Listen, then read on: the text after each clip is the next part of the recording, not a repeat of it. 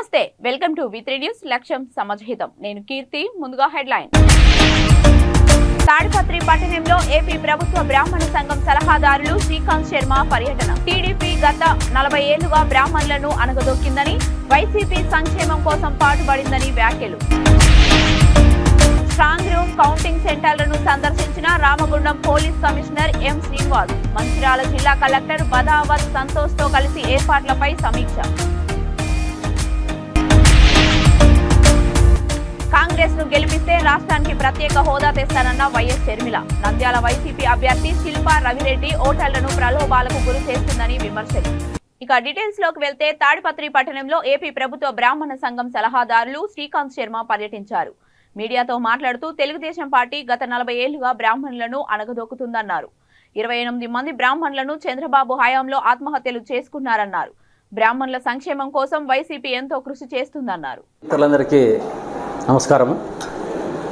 ఈరోజు తాడిపత్రి నియోజకవర్గంలో వైఎస్ఆర్ కాంగ్రెస్ పార్టీ ప్రచారంలో భాగంగా పెద్దారెడ్డి గారితో పాటు అభ్యర్థి పెద్దారెడ్డి గారితో పాటు ఇప్పుడే పర్యటించి రావడం జరిగింది. గత ప్రభుత్వంలో 40 ఏళ్ళుగా ఉన్నటువంటి తెలుగుదేశం ప్రభుత్వం అణగదొక్కిన వ్యక్తి చంద్రబాబు నాయుడు గారు, తెలుగుదేశం పార్టీ. ఎందుకంటే తెలుగుదేశం ప్రభుత్వం వచ్చిన తర్వాత మనకు రాష్ట్రంలో కరణీ కాలాన్ని తీసేశారు. కరణీ కాలాన్ని తీసేస్తే దాదాపు 28 మంది కరణాలను పొట్టన పెట్టుకున్న వ్యక్తి చంద్రబాబు నాయుడు, తెలుగుదేశం పార్టీ. అటువంటి పార్టీకి మనం ఓటు వేద్దామా అనే బ్రాహ్మణ సామాజిక వర్గాన్ని అంతా అడుగుతున్నా. అదేవిధంగా ఉద్యోగాలకు అందరినీ తగ్గించడంతో దాదాపు 8-10 మంది చనిపోవడం జరిగింది. అదే కాకుండా రాజకీయంగా ఒక్క సీటు కూడా 40 ఏళ్లలో బ్రాహ్మణులకు ఇచ్చిన పార్టీ తెలుగుదేశం పార్టీ కానే కాదు. ఒక్క కౌన్సిలర్ సీటు కూడా ఇవ్వలేదు. అదే రాజశేఖర రెడ్డి హయాంలో దాదాపు 5-6 మంది మంత్రులు, 2 ఎమ్మెల్యేలు కూడా ఉండేవారు. అదేవిధంగా వైఎస్ జగన్మోహన్ రెడ్డి గారు వచ్చిన తర్వాత రాష్ట్రంలో బ్రాహ్మణ సామాజిక వర్గానికి 2019లో 4 సీట్లు కేటాయించారు. బాపట్ల కోన రఘుపతి గారు అయితేనేమి, అదేవిధంగా మల్లాది విష్ణు గారికి సెంట్రల్ నియోజకవర్గం, అదేవిధంగా విశాఖపట్నంలో ద్రోణంరాజు శ్రీనివాస గారికి, ఆక్రమాల విజయేంద్రమల గారికి, వీరిద్దరికీ సీటు ఇవ్వడమే కాకుండా వాళ్ళు ఓడిపోతే ఒకరికి విశాఖపట్నం అర్బన్ డెవలప్మెంట్ కార్పొరేషన్ చైర్మన్గా ఇచ్చారు. ఆయన కాల పరిమితి అయిపోయిన తర్వాత మరి ఆక్రమాల విజయేంద్రమల గారికి కూడా విశాఖ అర్బన్ డెవలప్మెంట్ కార్పొరేషన్ ఇచ్చారు. ఇది రాజకీయంగా వైఎస్ఆర్ కాంగ్రెస్ పార్టీ బ్రాహ్మణులను మనందరినీ ముందుకు తీసుకుపోయిన పార్టీ వైఎస్ఆర్ కాంగ్రెస్ పార్టీ. హిందూ సంస్కృతి సాంప్రదాయాలను కాపాడే విధంగా కొత్త దేవాలయాల నిర్మాణంలో అయితేనేమి దాదాపు రాష్ట్ర వ్యాప్తంగా CGF నిధుల కింద దాదాపు 2000-3000 దేవాలయాలను కట్టించడం జరిగింది. అదేవిధంగా ఈ తాడిపత్రి నియోజకవర్గంలో పెద్దారెడ్డి గారి యొక్క సహాయ సహకారాలతో ప్రభుత్వాన్ని మరి ఎండోమెంట్ శాఖను మా వీరు ప్రత్యేకంగా నిధులు తెచ్చుకొని 10 దేవాలయాలకు ఇక్కడ ఒక్కొక్కటి 1.5-2 కోట్ల రూపాయలు సాధించుకున్నటువంటి పెద్దారెడ్డి గారు మన హిందూ సంస్కృతి సాంప్రదాయాలను కాపాడే దేవాలయ వ్యవస్థను కాపాడారు అనేటువంటి విషయంలో అతిశయోక్తి కాదు. గడిచిన 5 ఏళ్లలో ఏ ఒక్క రోజు ప్రజలకు దూరంగా లేనని, పాలేరును రాజకీయంగా ఎన్నడూ చూడలేదని, కేవలం కుటుంబంలాగా మాత్రమే చూశానని మాజీ ఎమ్మెల్యే కందాల ఉపేందర్ రెడ్డి అన్నారు. ఖమ్మం రూరల్ మండలంలో జరిగిన పార్టీ విస్తృత స్థాయి సమావేశంలో మాట్లాడారు. నియోజకవర్గ ప్రజలు ఎందుకు ఇలా చేశారో తనకు అర్థం కాలేదని తెలిపారు. ఏనాడైనా జనం కోసమే, జనంతోనే ఉంటానని అన్నారు. నామాను భారీ మెజారిటీతో గెలిపించాలని కోరారు.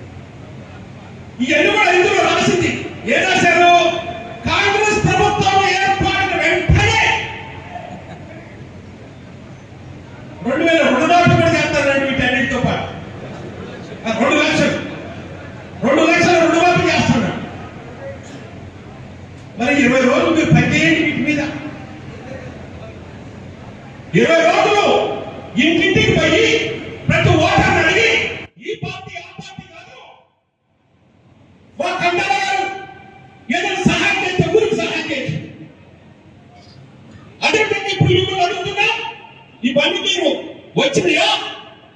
వీటి వల్లనే కందాల గారు మోసపడిపోయారే, వీటి వల్లనే మీరు మోసం చేసేసి మాకు ఓటేకుండా పోయారే. సార్ జరిగిన దాని గురించి అవసరం లేదు. నేనేమంటున్నా అంటే ఎప్పుడైనా ఖచ్చితంగా ప్రతి ఊర్లో మీరందరూ నా కోరికగా నా రిక్వెస్ట్గా మీరు ఇల్లు అడగండి.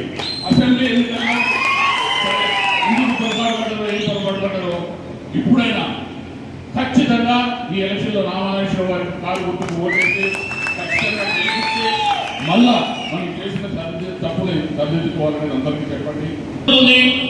మీరు ఒక్కసారి దయచేసి గమనించండి. మీరు 5 ఏళ్ళు కూడా ఒక్క రోజు కూడా ఒక్క నిమిషం కూడా నేనే ఆలోచించకుండా ఎవరు ఫోన్ చేసినా, పార్టీలకు అతీతంగా, కులాలకు అతీతంగా, మతాలకు అతీతంగా ఎవరు ఫోన్ చేసినా ఖచ్చితంగా స్పందించిన, ఖచ్చితంగా ఫోన్లనే సాధ్యమైనంత వరకు అందరి సమస్యలు పరిష్కరించిన. మీరు ఒక చిన్న తేడా గమనించండి. నేను ఆ రోజు ఎందుకు చేశానంటే పాలేరు అనేది మా సొంత ఊరు. పాలేరులో ఉన్న ప్రతి బిడ్డ నా కుటుంబ సభ్యుడు అనుకున్నాను నేను. ఖచ్చితంగా పాలేరులో ఉన్న ప్రతి బిడ్డ, రాజకీయాలకు మతాలకు సంబంధం లేకుండా ప్రతి ఒక్క బిడ్డ నా బిడ్డ అనుకున్నా, ప్రతి ఒక్కరు నా కుటుంబ సభ్యులు అనుకున్నా. అందుకని నేను 5 ఏళ్ళు ఖచ్చితంగా అంత మంచిగా పనిచేస్తున్నాను. సరే, మరి జనం ఎందుకు మనల్ని ఆదరించలేదు అనేది నాకు నిజంగా 5 ఏళ్ళ నుంచి నేను ఆలోచిస్తున్నాను. నాకైతే అర్థం కాలేదు. రెండవది, లోక్సభ ఎన్నికల నేపథ్యంలో పెద్దపల్లి పార్లమెంటు పరిధి మంచిర్యాల జిల్లా కేంద్రంలోని స్ట్రాంగ్ రూమ్ కౌంటింగ్ సెంటర్లను Ramagundam police commissioner M Srinivas సందర్శించారు. ఎన్నికల నామినేషన్ దాఖలు ప్రక్రియ మొదలు కావడంతో జిల్లా కలెక్టర్ బదావత్ సంతోష్ తో కలిసి ఏర్పాట్లను పరిశీలించారు. అనంతరం మాట్లాడుతూ జిల్లాలో ఎన్నికలు ప్రశాంతంగా జరిగేందుకు అన్ని చర్యలు తీసుకుంటున్నట్లు తెలిపారు.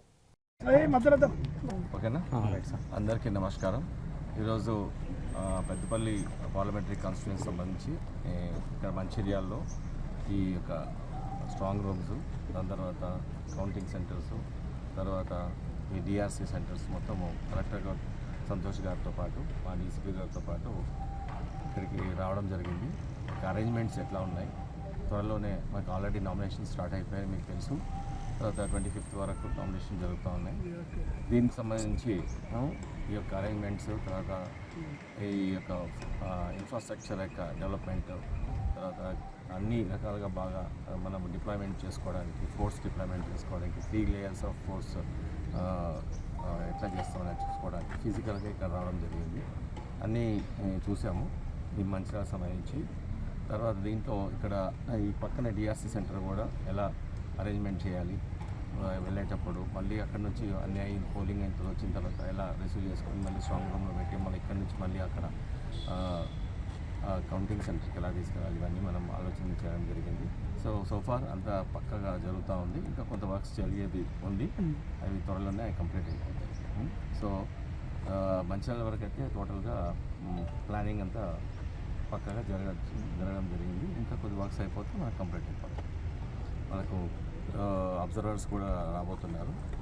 25th మనకు ఇక్కడ పెద్దపల్లిలో మీటింగ్ కూడా ఉంది. వాళ్ళకి తగిన ఇన్ఫర్మేషన్, తర్వాత వాళ్ళకి అప్పుడు వాళ్ళు వచ్చే లోపల ఇవన్నీ అరేంజ్మెంట్స్ అన్ని కంప్లీట్ చేసేస్తాం. సో నువ్వు కలెక్టర్ గారు మాట్లాడాలి. ఎలక్షన్కి సంబంధించి మనకు ముందు నుంచి ఇప్పుడు నోటిఫికేషన్ కూడా స్టార్ట్ అయింది, నామినేషన్స్ కూడా నడుస్తూ ఉన్నాయి. సో ఎలక్షన్కి సంబంధించినంతవరకు ఏదైతే ప్రిపరేటరీ యాక్టివిటీస్ ఉన్నాయో, ముందుగా పోలింగ్ పర్సన్లు ఎవరైతే ఉన్నారో వాళ్ళని ర్యాండమైజ్ చేసి వాళ్ళకి ట్రైనింగ్ ఇవ్వడం, ఈవీఎంకి సంబంధించినంతవరకు ఈవీఎం కూడా ఫస్ట్ ర్యాండమైజేషన్ చేసుకొని 3 నియోజకవర్గాలకు, మనకు బెల్లంపల్లి, మంచిర్యాల, చెన్నూరు నియోజకవర్గాలకి వాళ్ళ ఈవీఎంస్ కూడా పంపడం జరిగింది. ఈరోజు గౌరవ సిపి గారితో నేను, అదేవిధంగా డీసీపీ గారు, ఆర్డీఓ గారు, జేసీ గారు అందరం కలిసేసి కూడా ఈ స్ట్రాంగ్ రూమ్స్, అదేవిధంగా కౌంటింగ్ సెంటర్లో మనం తీసుకోవాల్సిన జాగ్రత్తలు ఏమున్నాయి, ఇంకా కార్యక్రమాలు ఏమున్నాయి అనేది అన్నీ చెక్ చేయడం జరిగింది. అన్ని స్ట్రాంగ్ రూమ్స్లో మనం అన్ని రకాల జాగ్రత్తలు తీసుకోవడం జరిగింది. అక్కడ లాక్ బుక్స్ కావచ్చు, కెమెరాస్ కావచ్చు, సిఆర్పీఎఫ్ ఫోర్స్ డిప్లాయ్మెంట్ కావచ్చు. సో ఈ విధంగా రానున్న ఎన్నికల్లో కాంగ్రెస్ ను గెలిపిస్తే రాష్ట్రానికి ప్రత్యేక హోదా తెస్తానని వైఎస్ షర్మిల అన్నారు. నంద్యాల సభలో ఆమె మాట్లాడుతూ నంద్యాల వైసీపీ అభ్యర్థి శిల్పా రవిరెడ్డి స్థానిక ఓటర్లను ప్రలోభాలకు గురి చేస్తూ ఎన్నికల్లో గెలిచేందుకు ప్రయత్నిస్తున్నారని ఆరోపించారు. కానిస్టేబుల్ సురేంద్రను చంపితే జరగని న్యాయం సామాన్యులకు ఏం జరుగుతుందని ప్రశ్నించారు. బాబు, జగన్ బీజేపీ తొత్తులు అని ఎద్దేవా చేశారు. బ్రహ్మాండంగా కబ్జాలు చేస్తాడట, బ్రహ్మాండంగా అవినీతి చేస్తాడట, అన్ని కాంట్రాక్టులు ఈయనవేనట.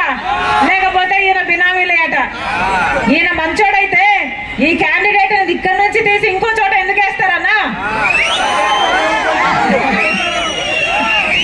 మామూలుగా మన ఇంట్లో చెత్త ఉంటే ఏం చేస్తాం? చెత్త తీసి అవతలేస్తాం. ఇప్పుడు ఇక్కడ ఎమ్మెల్యేలు ఏం చేశారు? ఈ చెత్తను తీసి ఇంకో చోట వేశారు. అంటే ఈయన చెత్త అని వీళ్ళే ఒప్పుకుంటున్నట్టు కదా. మరి ఎందుకన్నా ఇలాంటి చెత్తకు ఓట్లేశారు? ఏం చేశారు నీకోసం? జగన్మోహన్ రెడ్డి గారికి ఓట్లేస్తే మన రాష్ట్రం బాగుపడుతుంది అనుకున్నాం, అవునా? ఏమైందన్నా? కనీసం వెలుగొండ ప్రాజెక్టు పూర్తయిందా? రాజశేఖర రెడ్డి గారు వెలుగొండ ప్రాజెక్టును చేయ తలపెట్టారు. 4,50,000 ఎకరాలకు నీళ్ళిచ్చే ప్రాజెక్టు, 15 లక్షల మందికి తాగునీరిచ్చే ప్రాజెక్టు. రాజశేఖర రెడ్డి గారు ఆ ప్రాజెక్టును 60% పనులు రాజశేఖర రెడ్డి గారే పూర్తి చేసి వెళ్ళిపోయారు. మన దురదృష్టం వెళ్ళిపోయారు. రాజశేఖర రెడ్డి గారు బ్రతుకుంటే ఆ ప్రాజెక్టు ఎప్పుడో పూర్తయిపోయేది. తర్వాత చంద్రబాబు గారు ముఖ్యమంత్రి అయ్యారు. జగన్మోహన్ రెడ్డి గారు ఒక ప్రతిపక్ష నాయకుడిగా ఉండి సిగ్గులేదా చంద్రబాబు గారు ఎందుకు పూర్తి చేయలేకపోతున్నారు? వెలుగుండ ప్రాజెక్టును రాజశేఖర రెడ్డి గారు 60% పూర్తి చేశాడు కదా అని తిట్టిపోశాడు. జగన్మోహన్ రెడ్డి గారు ఇలాగే మైకు పెట్టుకుని నన్ను ముఖ్యమంత్రిని చేయండి, మమ్మల్ని ఆశీర్వదించండి, మేము గెలిచిన 6 నెలల్లో వెలుగుండ ప్రాజెక్టును పూర్తి చేస్తామన్నాడు జగన్మోహన్ రెడ్డి గారు. పూర్తయిందన్నా? జగన్మోహన్ రెడ్డి గారు ముఖ్యమంత్రి ఎన్ని నెలలైంది? ఎన్ని సంవత్సరాలైంది? 5 సంవత్సరాలైంది. పూర్తయిందా? ఈ ఎర్రగొండ పాలెంకే 1,50,000 ఎకరాలకు నీళ్ళు. జల్సాల కోసం ఆలయాల్లో దేవుళ్ల విగ్రహాలు, బంగారు ఆభరణాలు దొంగలిస్తున్న ఓ నిందితుడిని చిక్కడపల్లి పోలీసులు అరెస్టు చేశారు. మీడియా సమావేశంలో చిక్కడపల్లి ఏసీపీ రమేష్ కుమార్, సిఐ సీతయ్య మాట్లాడుతూ ఈ ఏడాది ఫిబ్రవరి 9న ఆర్టీసీ క్రాస్ రోడ్స్ లోని పంచముఖ ఆంజనేయ స్వామి ఆలయంలోకి దొంగలు ప్రవేశించి 5 పంచలోహ విగ్రహాలు, బంగారు ఆభరణాలు దొంగలించారని అన్నారు. సీసీ ఫుటేజ్ ఆధారంగా పట్టుకున్నామన్నారు.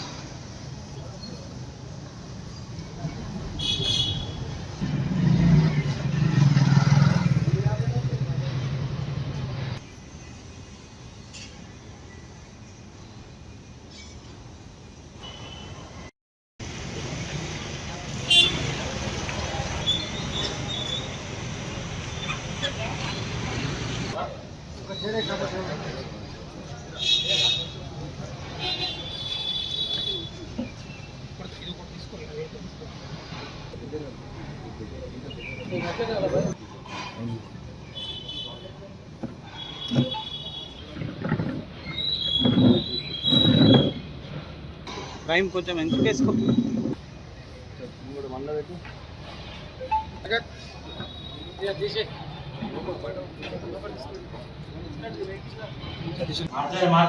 వరంగల్ మహబూబియా పంజాతన్ డిగ్రీ కళాశాలలో విద్యార్థులు ధర్నా చేశారు. కాకతీయ యూనివర్సిటీకి యూడిప్ ఫీజు పెండింగ్ ఉండడంతో ఏప్రిల్ 5వ తారీఖు వచ్చిన ఫలితాలను 22వ తారీఖు వరకు యూనివర్సిటీ నిలిపివేయడంతో విద్యార్థులు ఆందోళనకు దిగారు. ఆందోళన చేస్తున్న విషయం బయటకు పొక్కడంతో వెంటనే పరీక్ష ఫలితాలు కాకతీయ యూనివర్సిటీ విడుదల చేసింది.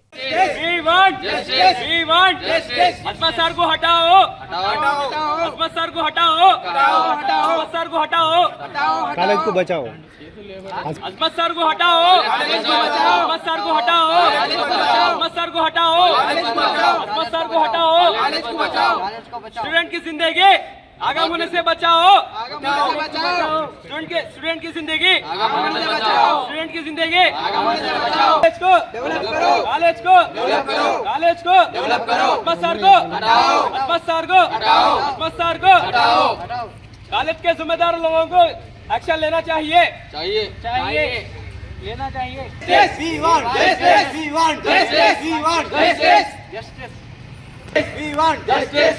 अजमत सर को हटाओ, कॉलेज को बचाओ, अजमत सर को हटाओ, कॉलेज को बचाओ, अजमत सर को हटाओ, we want justice, we want justice, we want justice, we want justice। Azmat sir को हटाओ।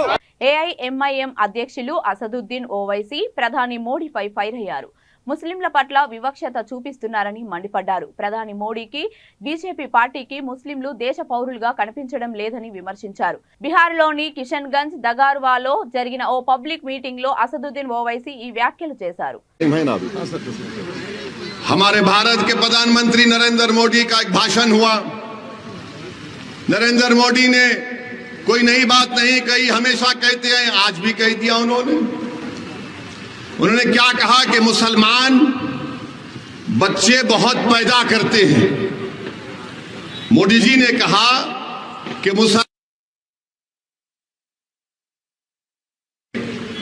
अब हम आपको मोदी जी की इस भाषण का पोस्टमार्टम करते हैं।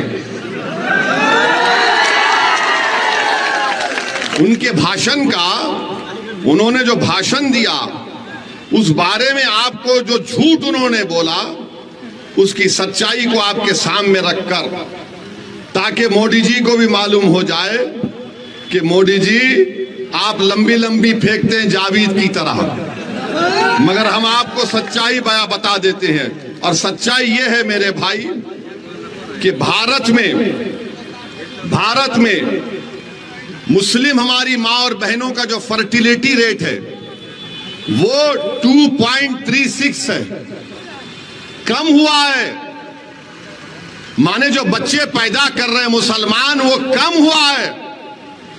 हमारे हिंदू भाई बहन का उससे कम है जरूर, मगर हमारा कम हुआ है। मगर मोदी जी क्या बोलते, बच्चे बहुत पैदा कर रहे हैं। अच्छा मोदी जी, आपके कितने भाई हैं? 6। अमित शाह के कितनी बहनें हैं? 6। रविशंकर प्रसाद के कितने भाई बहन? 7। मगर इन सबको नजर आता मुसलमान बच्चे बहुत पैदा कर रहा है।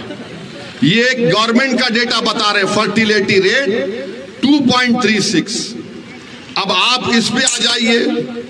दूसरा उन्होंने कहा कि यहां पर घुसपैठी हैं।